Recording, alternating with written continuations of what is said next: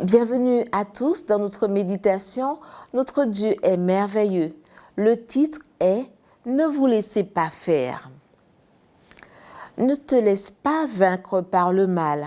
Sois au contraire vainqueur du mal par le bien. Romains 12, verset 21.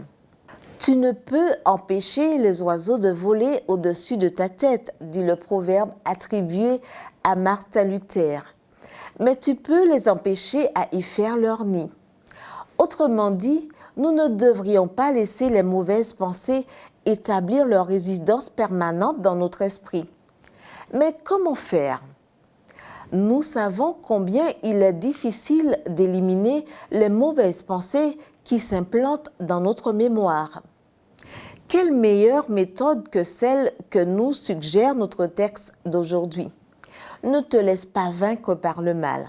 Sois au contraire vainqueur du mal par le bien. Et quel meilleur outil pour atteindre cet objectif que la parole de Dieu? Voyons comment fonctionne cet outil selon le récit qui suit, raconté par Norman Vincent Peale.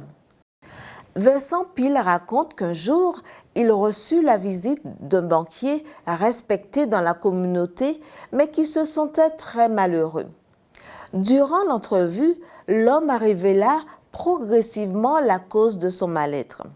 Des craintes et des angoisses, mais surtout beaucoup de ressentiments. Cette dynamite s'était accumulée dans son cœur et menaçait d'exploser à tout moment.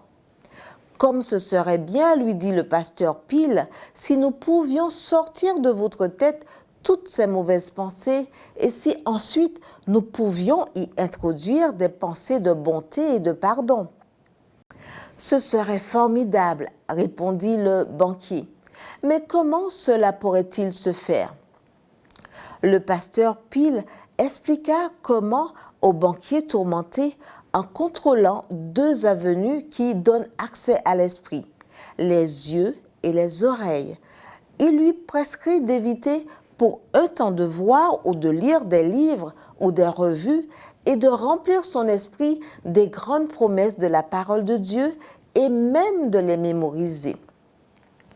Enfin, il lui recommanda, quand une pensée de haine lui viendrait à l'esprit, de répéter l'un de ces passages bibliques.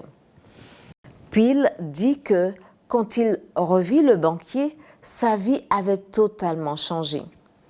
Cela n'a pas été facile, dit l'homme, mais progressivement, la puissance de la foi et de la parole m'ont rendu la paix mentale dont j'avais tant besoin.